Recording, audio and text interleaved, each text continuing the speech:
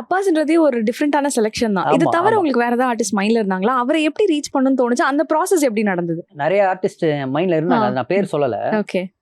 Abbas சாருமே எனக்கு அந்த லிஸ்ட்ல இருந்தாரு. பட் நான் அவ்வளோ ஸ்ட்ராங்கா இல்ல. எனக்கு அது வந்து என்னோட ஈபி விஸ்வநாத்னு சொல்லிட்டு அவரு தான் என் மைண்ட்ல இருந்தது. அவருமே வந்து சொன்னாரு. ஓகே. திருப்பி என் ப்ரொடியூசருமே எல்லாருமே சொல்றப்ப ஓகே ஏதோ ஒரு இடத்துல அலைன் ஆகுதுன்ட்டு அப்புறம் நாங்க அப்பாஸ் சார் ரீச் அவுட் பண்றப்ப அவரு இல்ல அவர் ஆக்ட்லாம் பண்றது இல்லைன்ற மாதிரி எங்களுக்கு நிறைய பேர் சொல்லிட்டாங்க. ஸோ திருப்பி அவர் விட்டுட்டோம். அப்புறம் தான் அவங்க ரேகா பிஆர்ஓ ரேகா மேடம் வந்து அப்பாஸ் சார் வந்து நல்ல ஸ்கிரிப்டுக்காக வெயிட் பண்ணிட்டு இருக்காரு அப்படின்னு ஒரு நியூஸ் கிடைச்சது. அப்புறம் நான் அவர் நியூசிலாண்டில் இருக்கார். நான் ஜூம் காலில் தான் அவர்கிட்ட நான் நரேட் பண்ணேன்.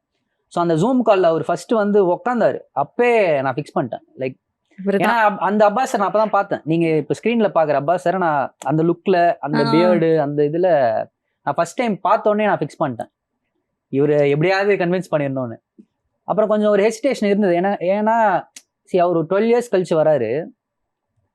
யாருமே ஒரு அப்பா கேரக்டர் பண்ண யோசிப்பாங்க. கண்டிப்பா. ஒரு ஒரு ஒரு பெரிய வில்லன் இல்ல ஏதாவது ஒரு கேரக்டர் அப்படி அவர் மைண்ட்ல இருந்திருக்குமோன்னு எனக்கு ஒரு டவுட் இருந்தது. பட் நான் நரேஷன் முடிச்ச உடனே அவர் சொன்னார் இதுதான் என்னோட கம்பேக் ஃபிலிமா இருக்கும். அப்புறம் நான் லாஸ்டா செட்லாம் கேட்டுங்க சார் எப்படி சார் நீங்க அப்பா கேரக்டர் பண்ணீங்க? ஆக்சுவலி என்னோட நரேஷன் முடிச்சுட்டு அவங்க ஃபேமிலி கூட டிஸ்கஸ் பண்ணியிருக்காரு. இப்படி ஒரு ஃபேமிலி ஓரியன்ட் ஸ்கிரிப்ட் நான் கேட்டேன்.